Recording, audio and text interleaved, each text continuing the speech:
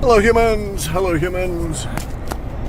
It's Tuesday, February 13, early in the morning, before 9 something. Gotta head into town for a meeting, probably take an hour or so. There's another aid car, or ambulance as the East Coast guys call them. They get a lot of work these days. It's a big run here, 45 minutes to the hospital if they have to pull you off the beach for a heart attack or something. So, really dodgy as to whether you'll survive. Anyway, heading into town for a meeting. Got a bunch of stuff scheduled for tomorrow and Thursday and Friday. It's a busy week.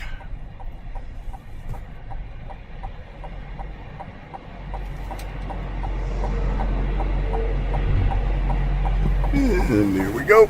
Okay, a lot of traffic. But we're starting to come into semi-decent weather. The storms seem to have abated slightly. Anyway, so I want to talk about clones. We'll put a Z on the end of that, clones.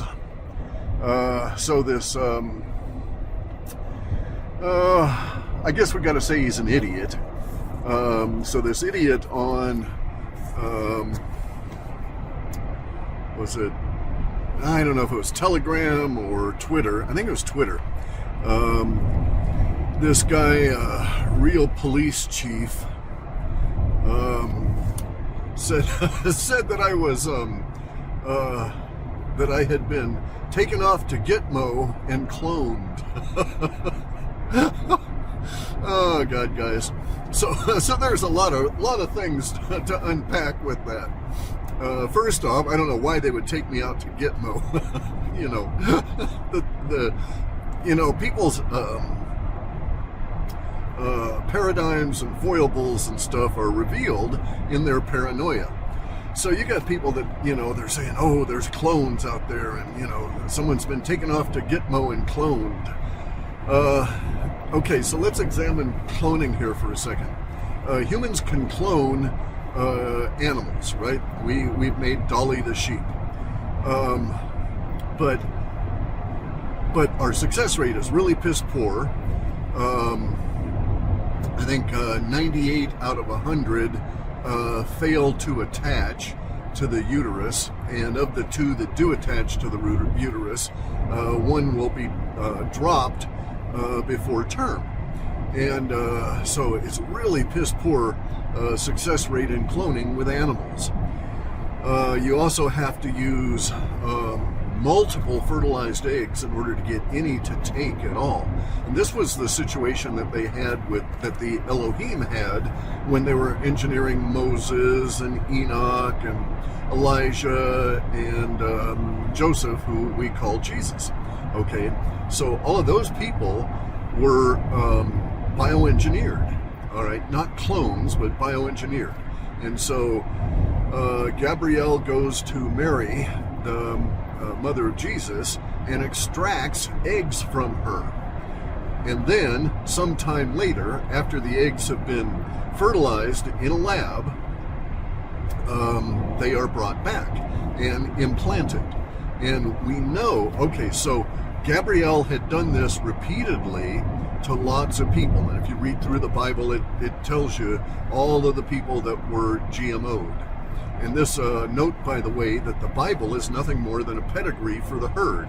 I mean, the Old Testament is, who begat whom and all of this kind of shit.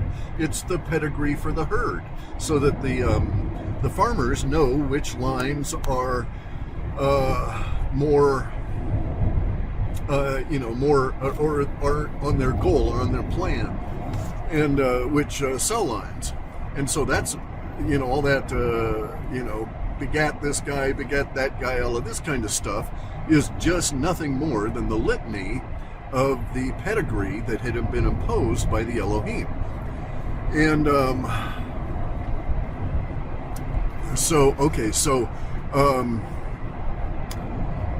when they did this, they would always implant multiple eggs back into the Judean women that they were using as breeders for their herd enhancement program, right?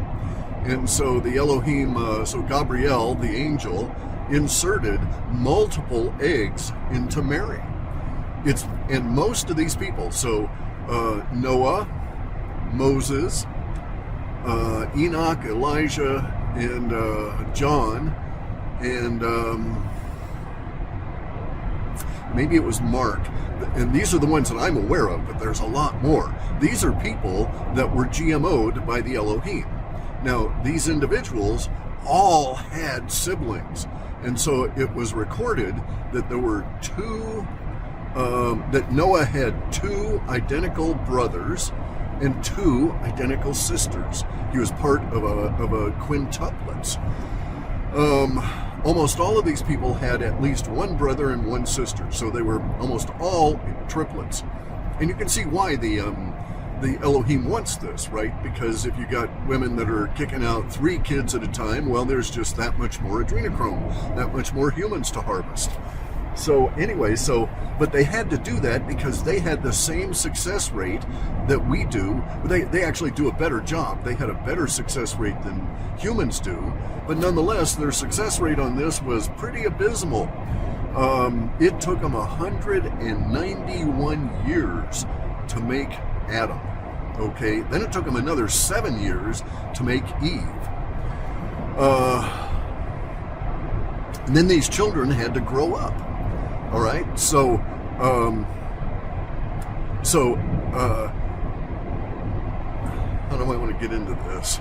All right, so it's very likely that Jesus had brothers and sisters because of the GMO program.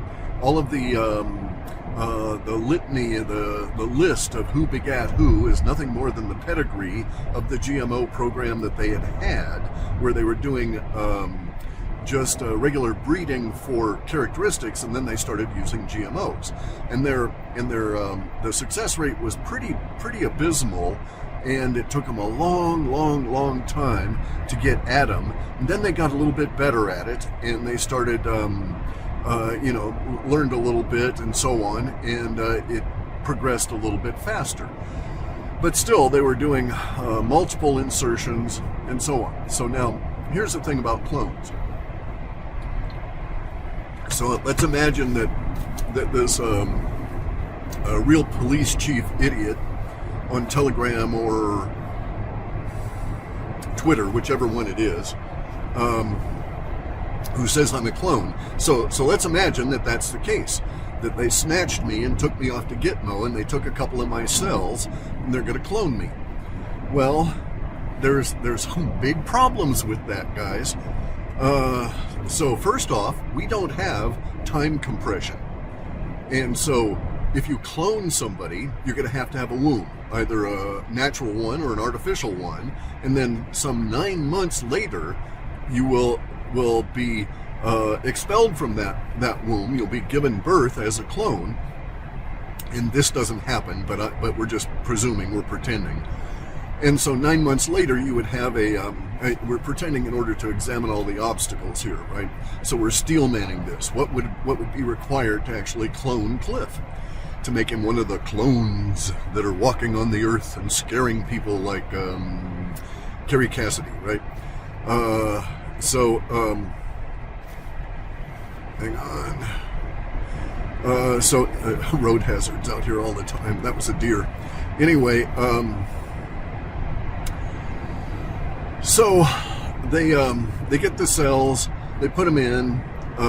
Let's just say that they used an artificial womb, and then you get born 9 months later. Well, okay, so we're going to go back to this. We're going to come back to this point later. But anyway, so there you are. You're an infant. All right. So that would be an infant me, right? And we don't have time compression. So basically, in order for them to have a clone of me at my age now, everybody's got to wait for that infant to live another 71 years, right? And then it'll never catch up to me. It'll always be that distance. It'll always be 70 years behind me. So they can't replace me with a clone that's, 2 years old, right? Just doesn't work. The idea in cloning is that somehow they're able to grow a full adult human body. Okay, somehow they're able to do this. It won't happen in a vat. If you imagine the number of cells involved in the adult human body and stuff, if you were to just keep them into a womb until they became an adult, they'd still be in that womb for, 15, 18 years until they got to adult status and an adult body. If you wanted them to look like me in terms of aging and so on, then you would have to have that. And this is why everybody says, oh, this guy, because he doesn't look like the old Biden. We'll get into that too. Anyway, so, but if you wanted them to look like me, they would have to go through aging process in order to look like me. Now, maybe you could do something to them to make them age really fast or something like that, but we don't have time compression. We're not able to dump vast quantities of time into the clone and have them grow up all mature and all of this kind of stuff. So there's one real obstacle to getting someone replaced with a clone. You got to wait for that fucking clone to grow up. Now you could postulate all different kinds of stuff that doesn't exist. So you could postulate, like Carrie Cassidy does, that there's a portal somewhere and they shove the infant into the portal and with a string attached to his finger, and then after a certain period of time here, they pull him back from the portal and he's all aged. Because maybe time is faster in this other place. But you're just making up shit to accommodate the idea of the clones, right? And so the clones are all made up. This is all made up fear from Carrie Cassidy and her ilk. That people that don't have any rigor of thought and don't examine this, they just accept it. Oh, somebody told me that I have a whistleblower that, so-and-so is a clone. And it's like, oh, okay, it's really fucked. Your whistleblower's an idiot. They're lying to you, and you're stupid for accepting it. But let's examine that, right? What is in order to replace me, they've got to take my cells and then duplicate me, which means duplicate my age and everything and my body mass. And it's not like we have a vat and you can grow a human in like months. It just does not happen. The absorption rate, the cellular maturation rate is a known process controlled by electricity and the flow of electricity through and across the tops of the cells. So it's regulated. It's regulated by universe. And so you would have to, so no matter what, if you're postulating clones, then you're postulating someone that is able to step outside of our materium, step outside of our universe and its laws, its functional physical laws, in order to accommodate your postulate that clones exist. And so we don't have that time component. We don't have the ability to dump time in there. And for a lot of reasons, I will suggest that that's not possible. That the experiments that Kozyrev had done for decades, as well as all of his thinking while he was in the Gulag, have proven the dynamic nature of time and its dynamic qualities. Some of these dynamic qualities, by the way, physicists or mathematicians and like Eric Weinstein have mistaken for whole new dimensions of time. And in fact, it's just the active principles of time. So anyway, though, so we don't have the ability to suspend time. We don't have the ability to create a time bubble. We don't have the ability to shove any more time into cellular processes. We actually do have that. Okay, so that's not really quite true. There is the possibility, or there is the possibility of putting a little tiny bit of time into cellular processes by a combination of, basically it's high voltage electrics, and you can do that ever so slightly, but it always inevitably ends up in mutation. And the amount of time you're putting in is so small, it's not measurable. So it's not like you can put years or even days into this process, or even hours or minutes. We're talking about microseconds on some of these experiments. Anyway, though, nanoseconds, really. Then there's the other aspect of this. Okay, so let's examine another aspect of this, right? And that is, this is what the Elohim encountered as well. Hang on a second here.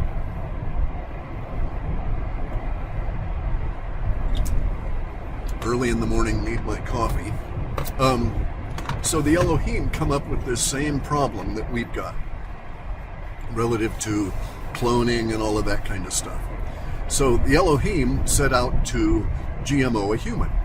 Well, so this also gets back to Carrie Cassidy's idea that there's gray alien hybrids being created because Phil Schneider said so years ago, and we don't know that it had anything related to do with any of the shit he was popping off talking about. And we do know that he had big mafia problems. Okay, that he had some serious problems with the mafia. Anyway.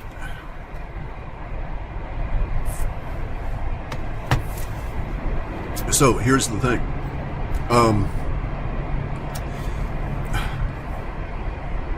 So people will use the word soul and they don't understand what it is.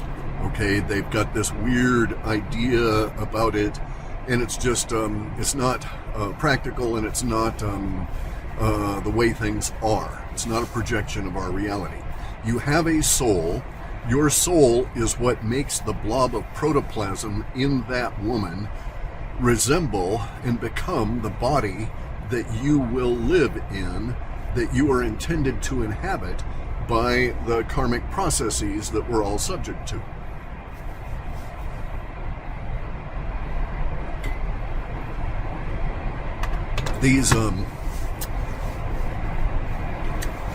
So these karmic processes basically will not allow it in our world. You can't have a birth without a soul.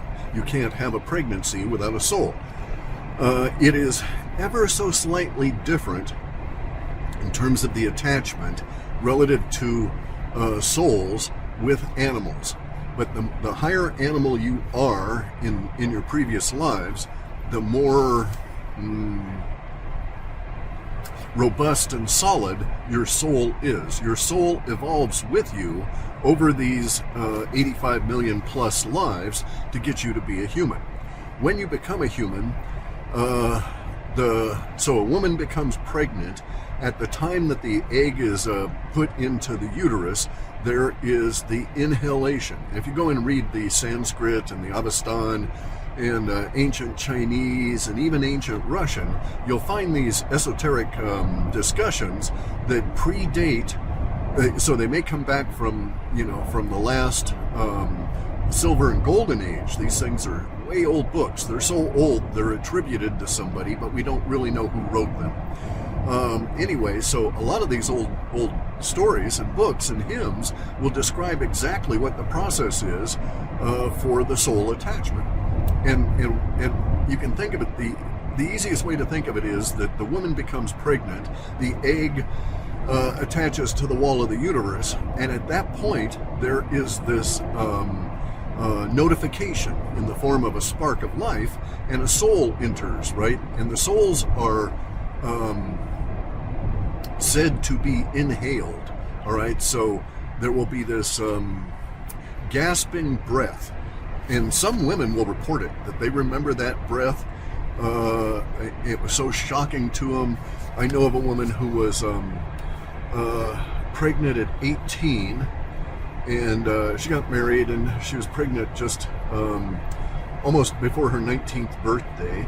And she told me once about this experience of that soul entering her body, and she knew at that point that she was pregnant. She knew a whole bunch of stuff about her kid. She's a very psychic woman anyway. So that can happen, right? A woman in the process of getting the soul attaching to the egg can learn about what that child is going to be and some of its karma, because that comes along with the soul. Now, the soul is not conscious of itself. The soul does not think. It has no cognition. It's not aware of itself. All it knows is its task. gather your intuition through life, attach your memories to the appropriate places, and perform a lot of these processes at a lower than cognition level. So all the mitochondrial and, you know, all of those kind of things, right, are managed by the soul. Not the actual cellular interaction, but how